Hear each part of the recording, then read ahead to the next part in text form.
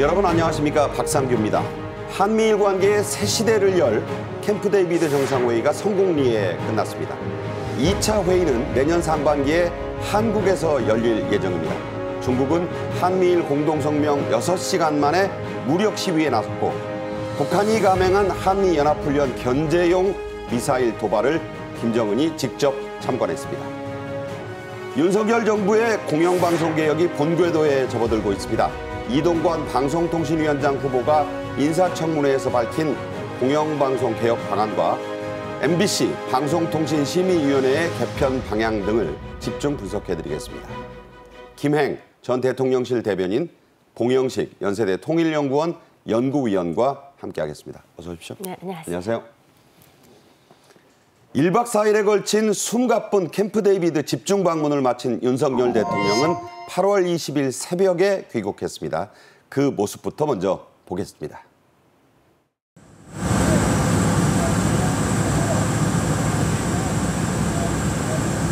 밤이 어두운 상태에서 혼자 부인 김건희 여사 없이 갔던 여행이기 때문에 트랩을 내려오고 있는데 상당히 이례적인 모습이죠. 공항에는 여권 인사들, 지금 이상민 행정안전부 장관 모습 보였고요. 계속해서 김기현 국민의힘 대표, 그리고 옆에 윤재옥 원내대표, 또 대통령 비서실장의 모습도 보이고 있습니다. 자, 이렇게 이제 귀국하고 난 뒤에 이번 캠프 데이비드 한미일 정상회의 성과에 대해서 외신들의 호평이 쏟아졌습니다. 한미일 관계는 앞으로 캠프 데이비드 이전과 이후로 나뉠 것이다라는 평가가 저는 가장 눈에 띄었는데요. 자, 왜 이런 평가가 나오는 걸까요? 저는 이제 이번 그 캠프 데이비드 회담을 보면서 어떤 생각을 했냐. 우리가 냉전 시대에 미소 두 강대국의 대결이 있었고요. 소련의 퇴각 이후에 이제 미국과 영국 중심의 그 나토 체제로 또 세계 안보 체제가 구축이 됐다가, 이제는 그 안보의 축이 동북아시아권이 사실상 비어 있다시피 했었는데, 네. 안보의 축이 이제 그야말로 인도태평양 중심으로 한미일이 중심축이 돼서 지구 중심축이 이제 한미일 중심으로 바뀐다. 이런 역사적인 전환기라고 좀 봅니다. 네.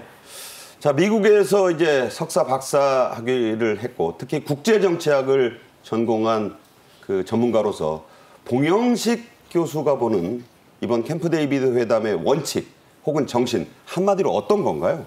제도화입니다. 안보 협력의 다자주의를 제도화한다는 그 틀을 만들었다는 것이 대단히 중요합니다.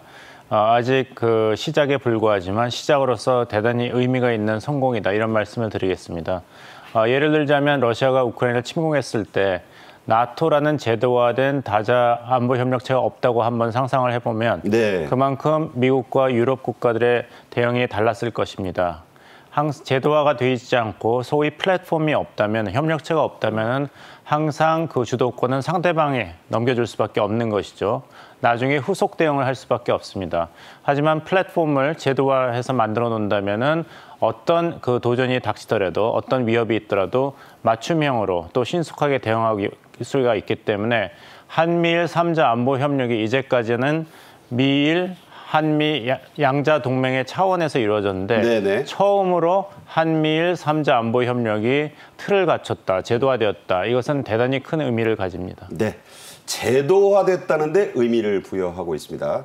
윤 대통령은 캠프 데이비드에 대해서 귀국한 뒤 처음으로 주재한 오늘 오전의 국무회의에서도 캠프 데이비드의 성과와 원칙, 정신을 강조했습니다. 직접 들어보겠습니다. 한반도 영내 공조에 머물렀던 한미일 협력은 인도 태평양 지역 전반의 자유, 평화, 번영을 구축하는 데 기여하는 범지역 협의체로 진화할 것입니다.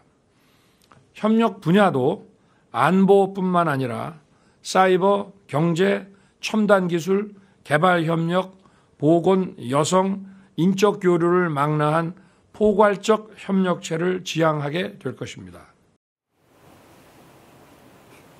네, 인도태평양 지역을 포괄하는 범지역 협의체, 그리고 그 분야도 들으신 대로 매우 다양해질 것이다. 그래서 나오는 말이 기존의 오커스나 쿼드를 넘어서는 이른바 동북아시아판 버전의 쿼드가 될 것이라는 평가가 있는데 여기에 대해서는 어떻게 생각하십니까?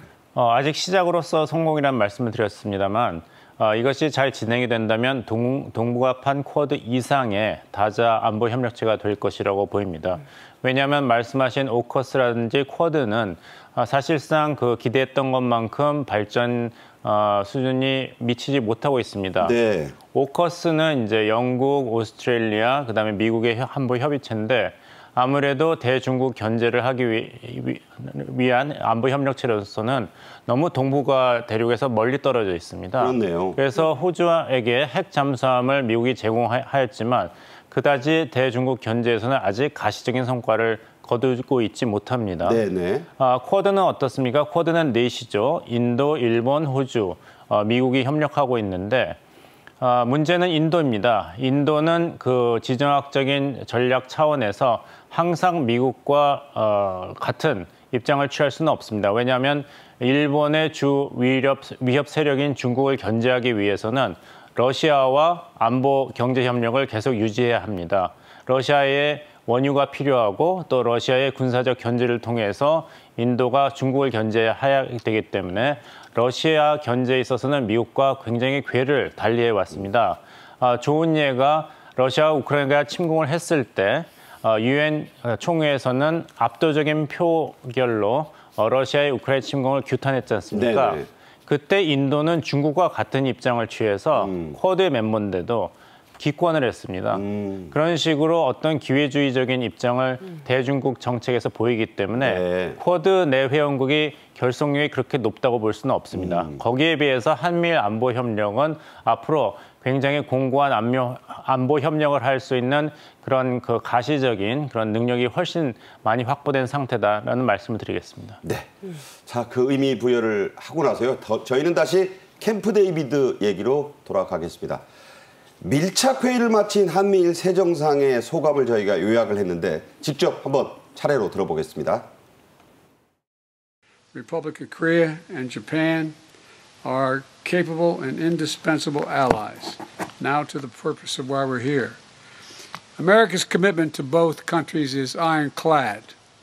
日米韓3カ国の協力の礎となるのは盤石な二国間関係です。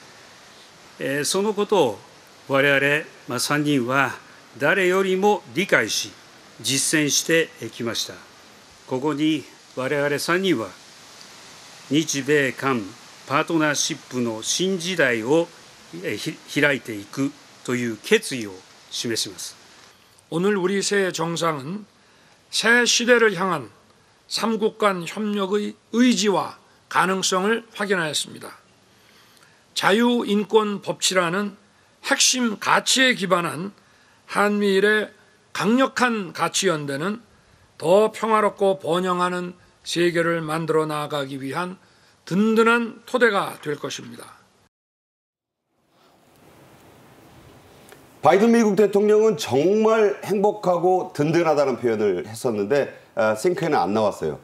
아이언클레드라는 영어를 썼습니다. 철갑처럼 단단하다. 그리고 윤 대통령의 표현에서도 든든하다는 말이 나왔는데 자, 이 소감이 참 중요하다고 보는데 어떤 느낌 받으셨나요? 든든하다는 거가 아마 이런 거였을 거예요. 사실 이제 미국과 일본 또 미국과 대한민국은 뭐 전 세계가 다 아는 동맹 관계이죠. 문제는 이제 대한민국과 일본과의 관계에 있어서 상당한 그 민족적 감정이라든가 이제 과거 우리가 이제 그 피해를 입었었던 역사적 잔재 등등이 그 한국과 대한민국과 일본의 관계를 상당히 어렵게 했었지 않습니까? 네네. 그것을 역대 대통령이 풀지를 못했습니다. 그런데 윤석열 대통령께서 그야말로 선제적으로 이니셔티브를 쥐고 어떠한 그 주도권을 확보했다. 그래서 이제 언론에서는 그 크레딧, 그 공은 전부 다 윤석열 대통령의 몫이다라고 네. 하는데 윤 대통령께서 아시다시피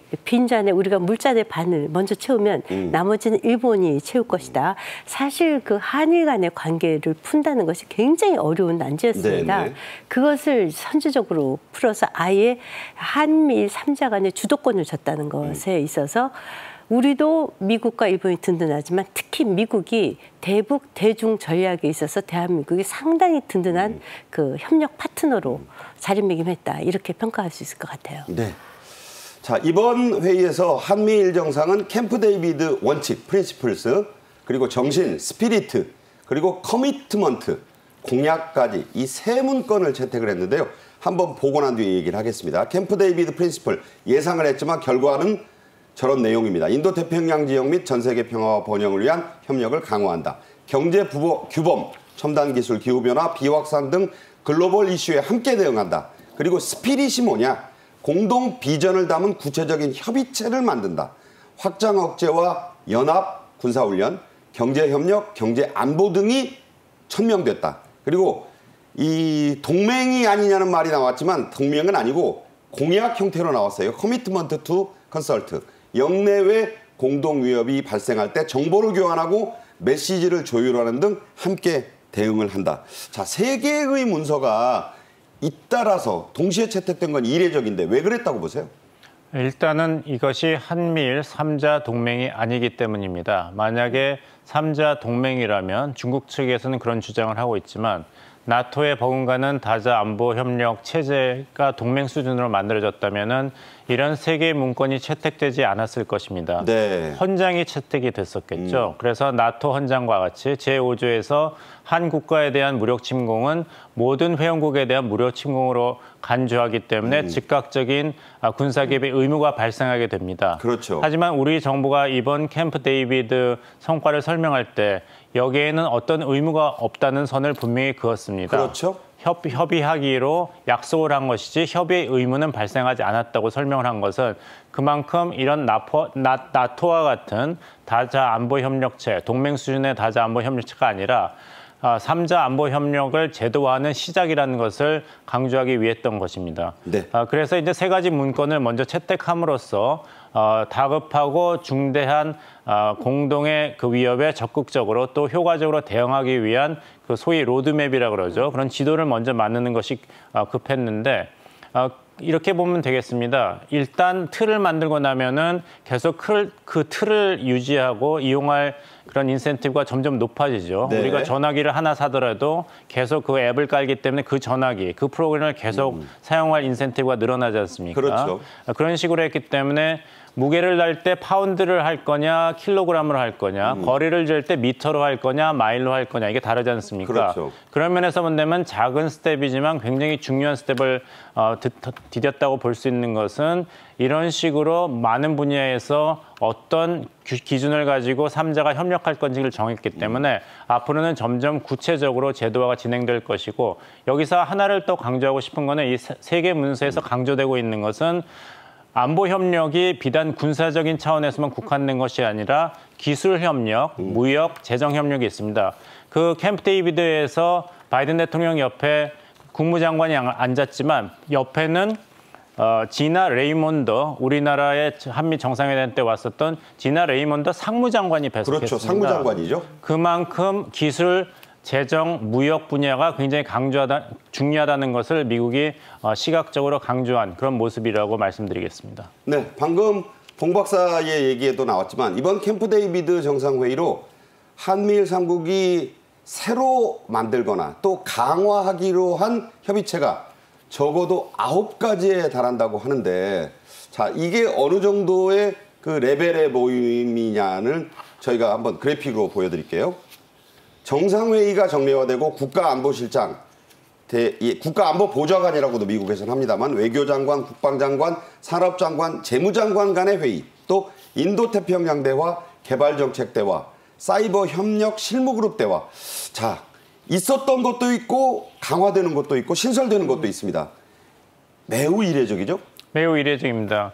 우리가 어떤 협의체를 만든다 아니면 어떤 대응을 한다 할 때는 두 가지를 고려하죠. 하나는 우리의 장점이 무엇인가 그것을 최대한으로 활용하는데 한국, 미국, 일본이 가지고 있는 것은 정보력, 기술력, 경제력 아니겠습니까? 네네. 그것을 최대한 활용하려는 의지가 있기 때문에 국방장관, 외교장관, 안보실장뿐만 아니라 산업장관과 재무장관의 역할도 제도화가 된 것입니다. 또 하나는 우리가 어떤 협의를 할 때는 어떤 위협에 대응하고 어떤 기회에 반응할 것인가가 달려있죠. 결국에는 중국, 북한, 러시아와의 이런 군사, 안보 경쟁과 그 대응은 기술과 경제력을 빼놓고는 장기적으로 생각할 수 없지 않습니까? 그런 면에서 본다면은 이러한 협의체가 최소한 9개, 특히 기술 분야, 재정 분야, 무역 분야에서 협력이 제도화됐다는 것은 우리의 장점을 어떻게 최대한 활용할 것인가, 또한 우리가 공동으로 직면하고 있는 위협의 실체는 무엇인가를 적절히 반영한 것으로 보입니다. 네. 이번 캠프 데이비드 정상회의의 경제 성과를 좀 집중 분석해드리겠는데요. 대통령실 대변인은 이렇게 설명했습니다. 지난해 전 세계의 GDP가 한 105조 달러 정도입니다. 그 가운데 미국이 한 26.8조 달러 정도를 차지하고 있고, 일본이 4조 4천억 달러 정도, 그다음에 우리가 1조 7천억 달러 정도입니다. 그래서 세 나라 GDP를 합치면은 전 세계 GDP의 31%가 넘습니다. 약 한 3분의 1을 차지한다고도 볼 수 있겠죠. 이렇게 되면은 다른 어떤 그 경제적 블록이라든지 경제적 세력하고는 비교할 수 없는 압도적인 경쟁력을 우선 갖추게 되는 겁니다. 특히 그 대통령도 공동회견에서 강조했지만 세 나라는 반도체, 2차 전지, 바이오, 5G, 6G 통신 등 첨단 분야에서 원천 기술, 생산 능력, 소재 부품, 장비 지원 등을 포함해서 세계적인 경쟁력을 갖고 있기 때문에 연대를 통한 시너지가 굉장히 큽니다. 네, 세계 경제, 지구촌 경제의 거의 3분의 1을 세 나라가 도맡는다는 얘기니까 EU 못지않은 거대한 경제 블록이 탄생하는 셈이죠. 네, 그렇죠. 그 세 나라가 발생시키는 GDP가 전 세계의 3분의 1. 그러니까 31%나 된다고 하니까 굉장히 경제적으로 중요한 요충지이죠. 특히 이제 클럽 3050 클럽 해갖고 GDP가 3만 달러 이상, 인구가 그 5천만 명 이상인 나라가 전 세계에서 7개 국가뿐이 없습니다. 네, 그런데 그렇죠. 그중에 이제 3개국이 합쳐서 새로운 경제 공동체 블록을 형성을 하고요. 그래서 이것이 미치는 파장이 저는 상당히 클 것으로 보는데, 예를 들자면 이제 그 전기차의 배터리 4대 중에 3대는 대한민국에서 생산하는 배터리를 타고 지구촌을 누빈다는 거 아닙니까? 그런 이제 공동의 경제 플랫폼을 만든다는 네. 것에 굉장히 큰 저는 의미를 두고 싶습니다. 네. 역사적인 회의답게 경호와 의전도 파격적이었습니다. 바이든 미국 대통령은 미국 해병대 헬기죠. SH-3 마린원이라고도 합니다. 윤 대통령에게 먼저 보내서 영접을 했는데, 이 두 정상은 바이든 대통령의 숙식 공간이 포함된 핵심 구역인 에스펀 로츠에서 15분간 산책을 하면서 첫 일정을 시작을 했습니다. 의미가 큰 공간이죠, 여기가. 그렇습니다. 캠프 데이비드에서 한미 정상이 만나는 것은 아무래도 시청자들의 기억에서는 2008년도 이명박 대통령의 국빈 방문 때 부시 대통령이 환대한 그 장소로 기억하실 것입니다.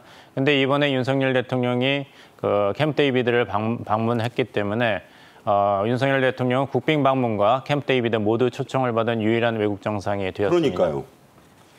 자, 그런 의미가 함께 윤 대통령이 도착을 했을 때 골프카트가 영접을 나갔는데, 이것을 몬 사람도 화제입니다. 운전한 사람, 한국계 미군 해병대 대위인데 어머니가 한국인이라고 하나요? 네, 맞아요. 근데 한국말을 못했다고 해요. 그렇지만 이제 윤 대통령을 만났을 적에 영광입니다. 이렇게 한국말을 직접 했다고 그 말은 하니까. 좀 아마 모친에게 전수를 받았나요? 네, 그런 것 같아요. 그런데 이제 잘 아시다시피 이제 한미일 정상이 만날 때 대한민국은 윤석열 대통령이지 않습니까? 일본은 이제 기시다 총리는 왕이 있고 이제 총리 지위입니다. 그래서 이제 국제적으로 의전 관례상에 보면 대통령이 있는 나라가 총리보다 앞섭니다. 그러니까 대한민국이 의전상 그 앞서게 되죠. 일본에. 그렇네요. 그렇죠. 일본에 있어서 일본보다 대한민국의 대통령이 의전상 앞서게 됩니다. 그것에 대해서 그 바이든이 정말 환대를 해줬다. 특히 이번에 이제 아스펜 별장 내부까지 이렇게 소개해 준 건 처음이라고 하지 않습니까?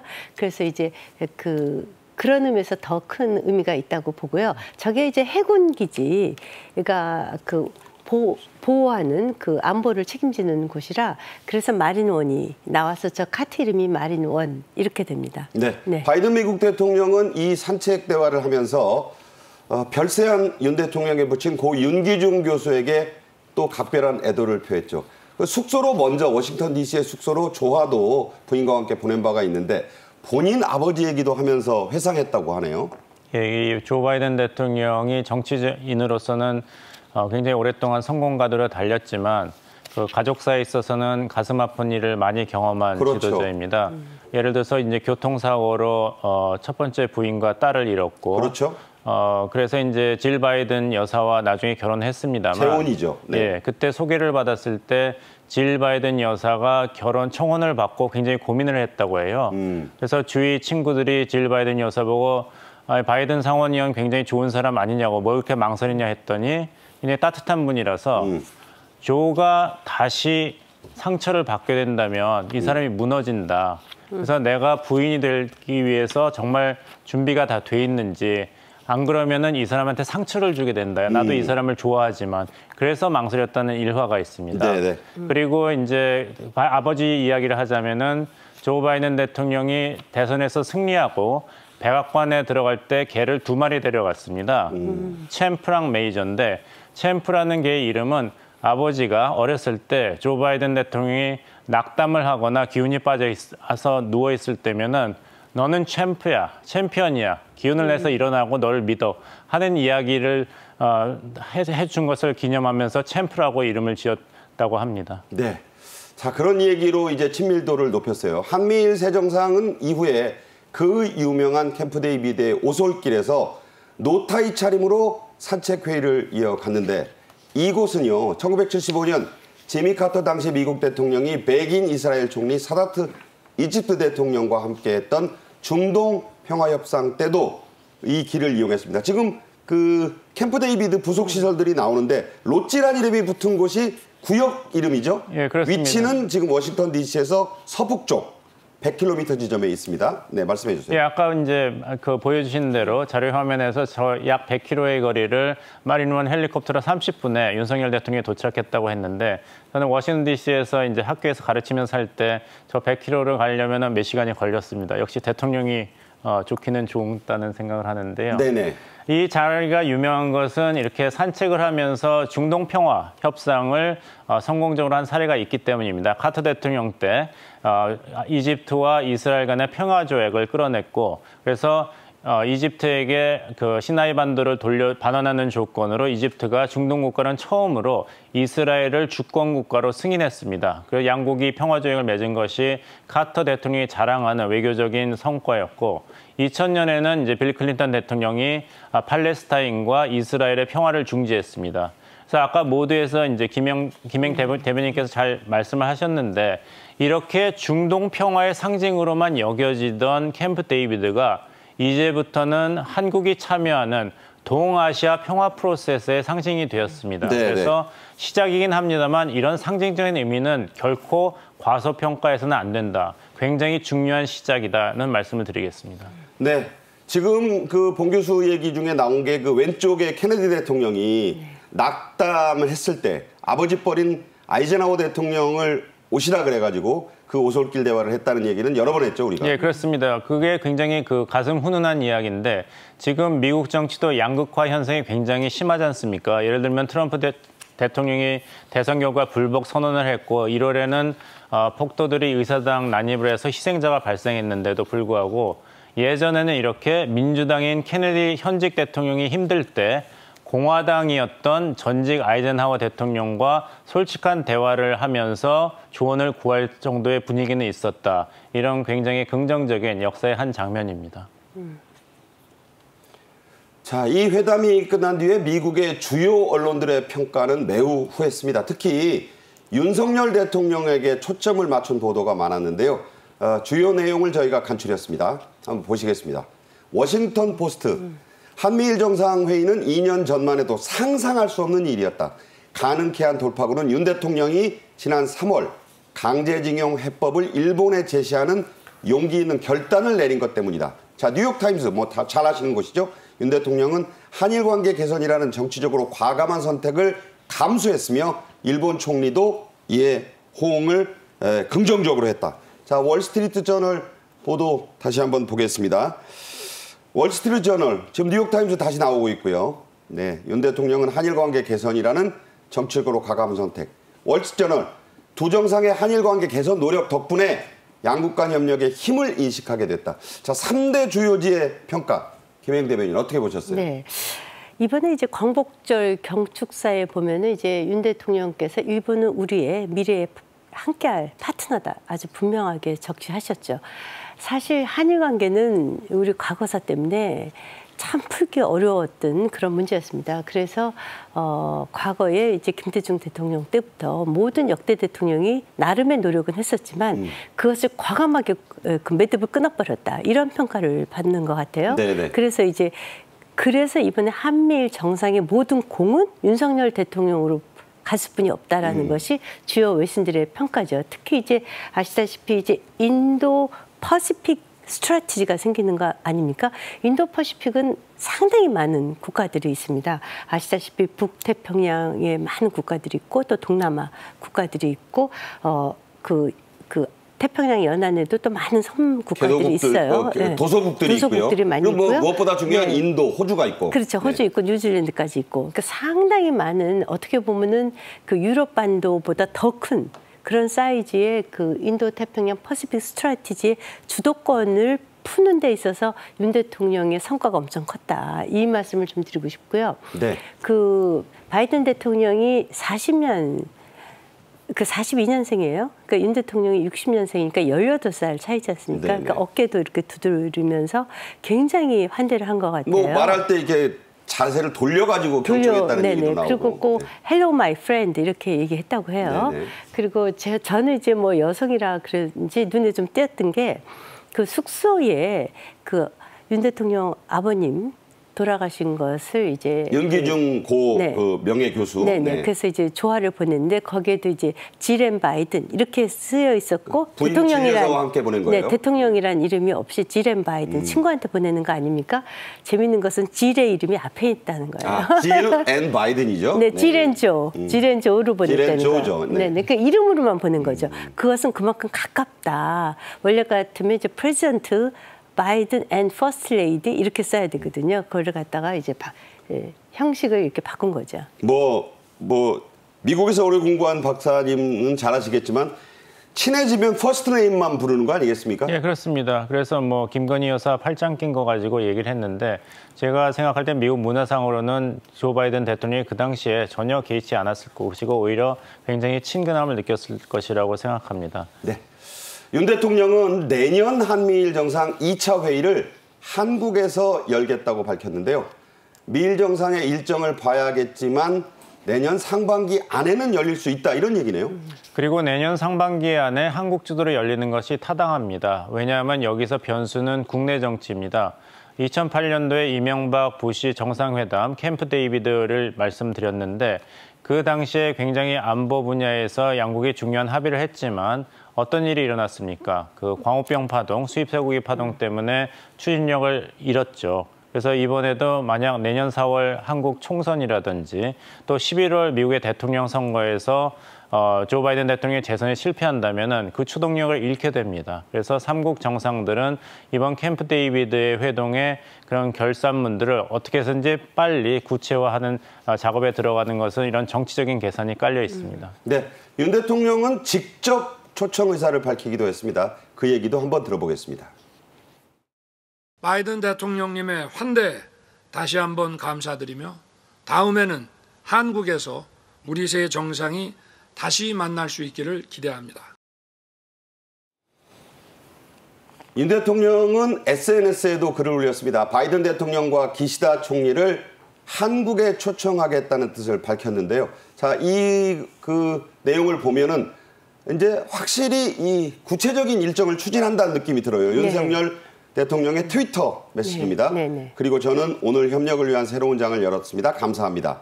역사적 정상회담을 감사하고 다음 삼국 정상회에 초청하기를 희망한다.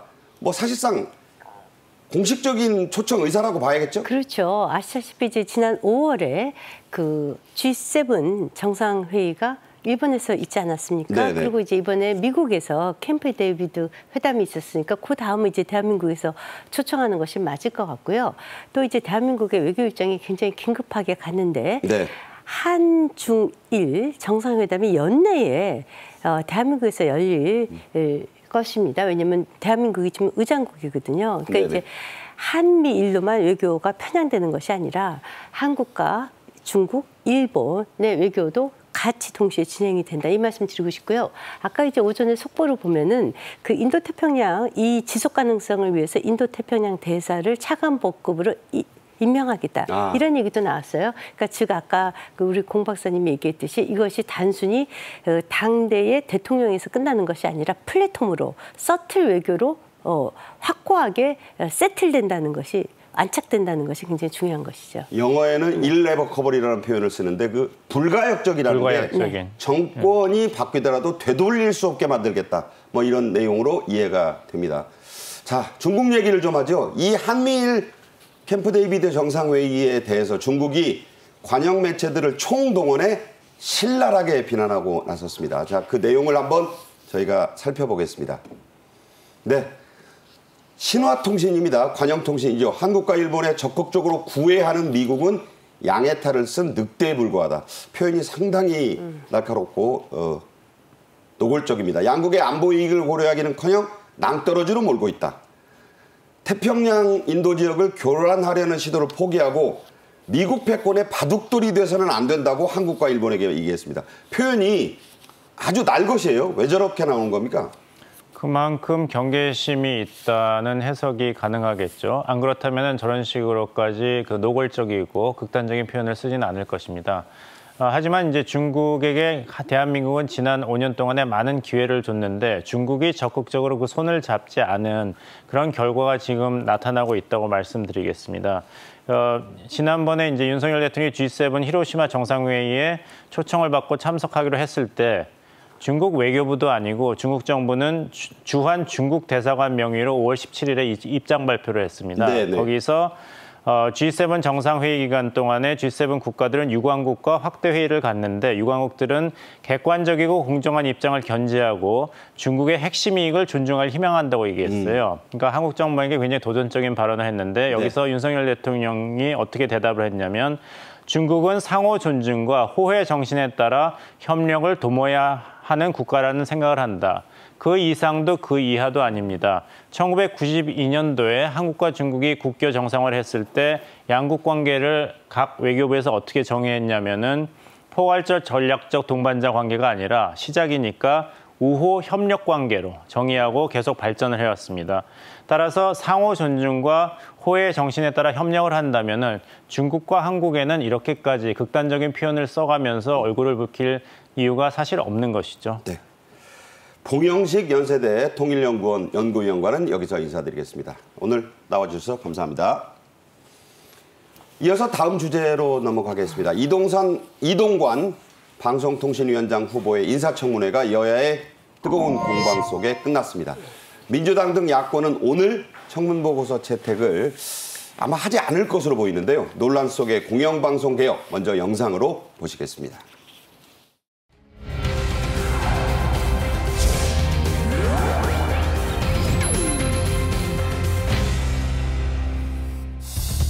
저희가 왼쪽으로 기울어 있는 방송 지형을 오른쪽으로 기울게 하겠다는 게 아닙니다. 똑바로 평평한 곳에서 공정하게 하는 것이 공영방송의 태도라는 것을 말씀드리는 것이고,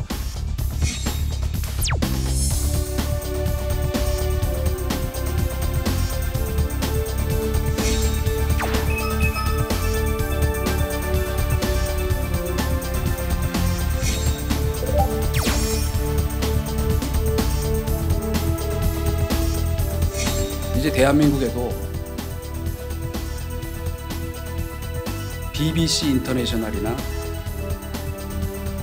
일본의 NHK 국제방송 같이 국제적으로 신뢰받고 그리고 인정받는 공영방송이 있어야 하는 것은 물론이고,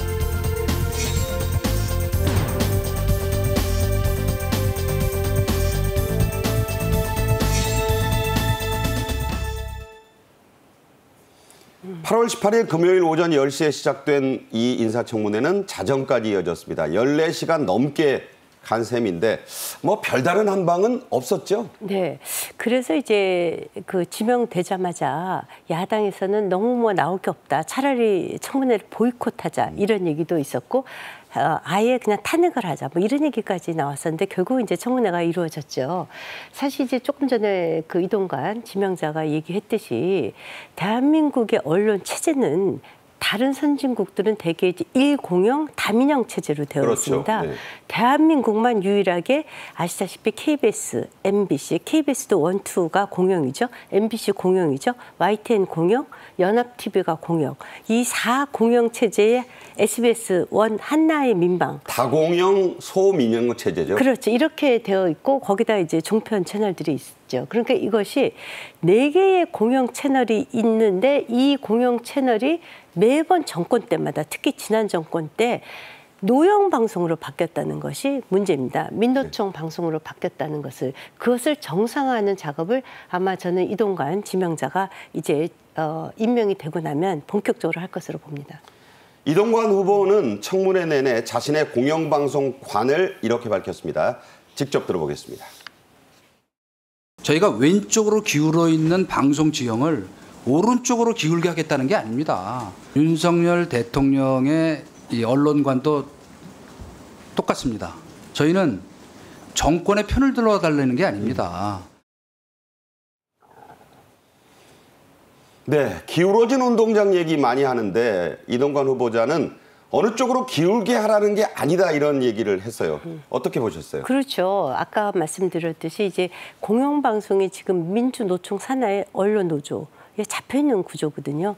그러니까 이제 MBC 하면 MBC가 원래 문화 브로드캐스팅이지 않습니까? 그렇죠. 근데 일각에서는 다 민노총 브로드캐스팅이라고 할 정도로 이제 주장이 그렇고요. 네, 그런 네. 주장도 있을 정도로 이제 언론의 지형이 굉장히 좀 기울어졌는데 이것을 평평한 곳으로 공정한 방송을 하겠다 하는 것이지 집권 여당을 뭐 도와달라. 또 집권 여당이 언론 탄압을 하겠다. 이런 의미는 전혀 아니라는 뜻입니다. 네. 네. 이동관 후보는 야당의 거센 반발 속에 공영방송의 문제점들도 지적을 했습니다. 그중에 가장 눈에 띈 장면 직접 들어보시죠. 공영방송의 가장 큰 문제 중에 하나는 권력이나 자본으로부터의 어떤 독립의 문제가 아니라 저는 그 노조로부터의 독립이라고 생각합니다. 예, 그러니까 노영방송 소리 듣는 거 아니겠습니까? 수십여 페이지에 80% 가까운 국민이 동의하는 이유가 뭐겠습니까? 단순히 돈 내기 싫어서가 아니라 이런 방송을 왜 조소에 부담 가까운 준조세를 내가면서 해야 되는 그 항의의 표시거든요. 이런 방만 경영, 부실 경영을 시스템을 그대로 두고 거기다 아무리 그 공적 자금을 투입한 듯 무엇이 달라지겠습니까? 밑 빠진 독에 물을 불 수가 없습니다. 네, 이동관 후보자 측은 80% 가깝다는 말은 청문회 뒤에 60%라고 수정을 했습니다. 어쨌든 이 노영방송 독립이 아주 야당의 반발도 부르고 논란이 됐는데 어떻게 보셨어요? 아시다시피 이제 공영방송의 역할은 두 가지입니다. 첫째는 이제 국가 재난 상태에 처했을 적에 그 재난 방송을 하는 거. 또 하나는 이제 민간 방송이 못하는 수준 높은 그런 방송 프로그램을 제공하는 것인데요. 지난 5년간은 어찌 보면은 그 노조의 정치적 이익을 주장하는 또 편파적인 그런 방송이 대부분의 방송 내용을 점철했던 것도 사실입니다. 그래서 이번에 그 KBS 수신료에 있어서 많은 국민들이 수신료 거부 운동을 하고 있지 않습니까? 또 하나는 이제 내공영 체제다 보니까 이것이 정부의 수신료 또는 정부의 지원금에 의존해서 자체의 경영 정상화에 굉장히 노력하지 않았다. 그러다 보니까 공영방송이 경영 부실화 상태로 있는 것. 이것이 세계의 그 방송 체제에서 경쟁력을 잃어가고 있다. 이 두 가지 문제점에 있어서 지금 이미 이러한 문제점이 제기된 것은 하루 이틀의 얘기는 아닙니다. 네. 네. 우리나라처럼 공영방송이 많은 나라가 없다. 아까 김행 위원도 말씀을 하셨는데 그래서 공영방송 수를 좀 줄여야 된다고 했고 민영방송사들에 대해서는 대폭의 규제 완화를 시사했습니다. 이게 국제적 추세인가요? 그렇죠. 왜냐하면 아시다시피 이제 뭐 OTT 서비스 환경이 완전히 바뀌지 않았습니까? 지금 이제 TV의 방송 시간에 맞춰서 그 자리에 앉아서 TV로 보시는 분들이 거의 없으실 거예요. OTT 서비스를 이용해서 모바일을 통해서 언제든지 보는 상황인데 지금 대한민국의 방송은 같은 방송사끼리 경쟁하는 수준이 아니라 세계 방송들과 특히 넷플릭스라든가 이런 것들과 좀 경쟁을 해야 됩니다. 네네. 지금 넷플릭스라든가 디즈니 방송 이런 데서 그 엄청나게 지금 그 공격을 하고 있지 않습니까? 네네. 그런데 우리는 이것에 대응할 수 있는 제대로 된 민방 체제도 없다는 거예요. 네. 그 가장 큰 이유가 첫째 규제입니다. 그래서 그 방송에 있어서의 상당한 규제를 철폐해서 이들이 세계 그 방송 시장에서 경쟁할 수 있도록 만들겠다. 이것은 방송을 하나의 산업으로 인정하고 네. 국제사회에서 당당한 경쟁력을 갖추는 구조를 만들겠다. 이 얘기입니다. 네. 네. 오늘 국회 과학기술정보방송통신위원회 여기가 이제 이동관 후보자의 청문회 주관 상임인데요. 전체 회의가 열립니다. 여야가 청문 보고서를 합의 채택하는 게 관건인데 잘 안 될 거란 얘기 나오네요. 그렇죠. 오늘까지가 시한인데요. 뭐 채택을 뭐 부결이 되더라도 해달라는 것이 이제 그 집권 여당의 입장인데 어떻게 할지는 잘 모르겠어요. 오늘 좀 지켜봐야 될 것 같은데 여하튼 부결하지 않을까 이렇게 생각이 듭니다. 네. 네, 그럴 경우 이제 대통령께서 임명 수순으로 가셔야겠죠. 10일 내에 임명하시면 됩니다. 네, 말씀하신 대로 민주당 등 야권의 반대로 보고서를 내지 않으면 10일간의 유예 기간을 거치고 그러면 이후에 윤 대통령이 이동관 후보를 임명할 수가 있게 돼 있습니다. 네네. 자, 이런 프로세스라면 열흘 뒤에는 이동관 후보가 그렇죠. 출범할 수 있다는 얘기인가요? 네. 지금 이제 그 방송사의 개혁도 지금 대한민국의 여러 분야의 개혁 중에서도 굉장히 시급한 문제이기도 합니다. 굉장히 기울어진 운정장이기 때문에 어차피 이것은 야당이 그 청문 보고서를 채택하지 않을 것이라고 예견된 수순이지 않았습니까? 네. 그러니까 이제 그대로 대통령께서 그 보고서 없이 임명을 하시겠죠. 네. 과거 정부에서도 이런 보고서가 이 채택이 안 됐을 경우에는 장관급을 그대로 임명한 사례가 있었습니다. 저희가 한번 그 예를 살펴보겠습니다. 과거 정부는 여야 할 것 없이 이 국회 보고서 없이 임명된 사람이 있었습니다. 노무현 정부 때 5명, 이명박 정부 때 26명, 박근혜 정부 때 13명. 이때 임기가 좀 짧았죠. 문재인 정부 때 31명, 윤석열 정부는 지금까지 15명을 그랬으니까 이동관 후보를 임명하면 16명이 되는 거예요. 네, 숫자 비교는 그렇죠. 뭐 의미가 없겠지만 네. 어떻게 보십니까?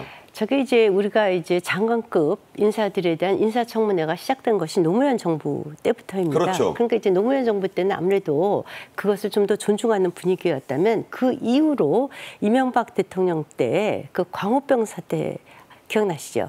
그때 그 방송국에 편향된 뭐 보도도 있었지만 여야가 굉장히 극심한 대결로 갔습니다. 네. 이후에 뭐 그 박근혜 대통령 탄핵 등등 여야가 정치가 양극화되면서 결국 대통령이 강행하는 그런 상황으로까지 갔을 뿐이 없게 되는데 이번의 경우에 봐도 이동관 그 지명자에 대한 특별한 하자가 나타나지 않았음에도 불구하고 청문회 시간 내내 그냥 정치적 정쟁으로만 치닫는 이런 구조가 바로 대한민국 정치의 현주소가 아닌가 이렇게 생각이 듭니다. 네.